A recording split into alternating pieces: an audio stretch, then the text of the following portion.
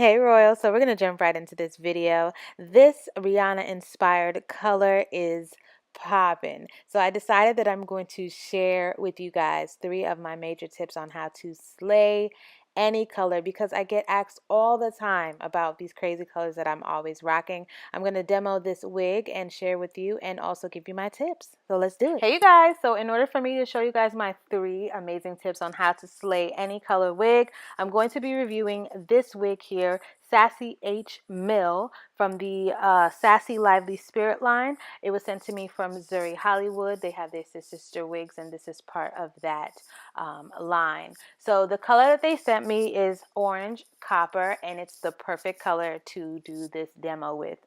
Let me tell you, because this wig here is straight orange. Now the construction of the cap is 2 combs at the part and 1 at the nape, and it also has an adjustable strap.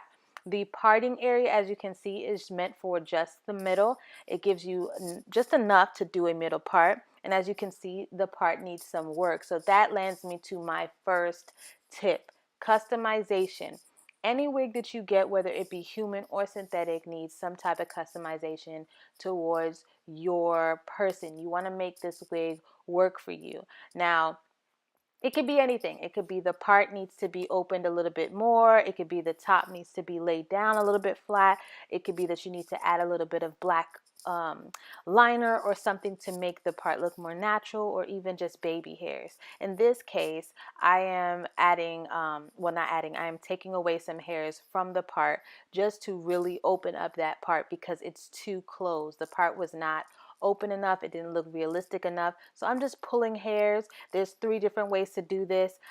You'll see me use my razor. You'll see me pull hairs from it, or you can just pluck. But this is how I wanted my part to look, a little bit more open. Then I'm also going in and I'm grabbing my hot comb. It is hot and I'm just adding heat. I'm applying heat to the top of this wig in order to lay it as flat as possible, because that bump that you see there gives it a hilly look and it's not natural. It's not realistic. So you definitely want to take your time, just to add a little bit of heat and flatten that out, especially if the wig can take heat, which this wig can. It can take heat up to 400. So I'm just applying some light heat there and I'm taking my time. Make sure you take your time when you customize.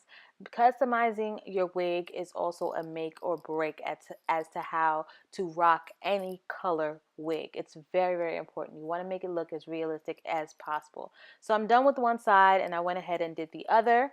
And then I even turned the wig around just to kind of pass the comb through the back and make sure that all the flyaways lay, make sure the hair lays in place. Now don't forget to grab those little plastic pieces. I know you can see that one right there, out of your synthetic wigs, because yeah, that's important. So now going to my next tip, you see I am putting it on my head and I am bare face. Okay, so tip number 2 is a little hard because I don't want to hurt feelings, but it's the truth, okay? So you see how I'm rocking this wig and I have a bare face. It's cute, yes, but let's be honest, it could be a whole lot cuter. So I'm going to show you guys the difference between obviously barefaced and me doing a little bit of makeup. And I'm scared of this topic because not everybody does makeup, and I'm not meaning to say that you have to do makeup in order to look beautiful, but I'm telling you, for me personally, it is a big difference rocking a certain colors like this. You definitely want to add little things. You can do mascara, lip gloss, making sure your face is not ashy, it's not dry.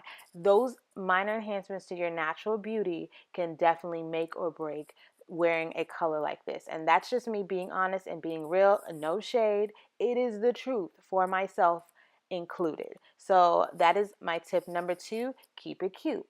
Doing your makeup first and then rocking the wig will change your mind. Okay, loves, we are down to our final tip, which is confidence.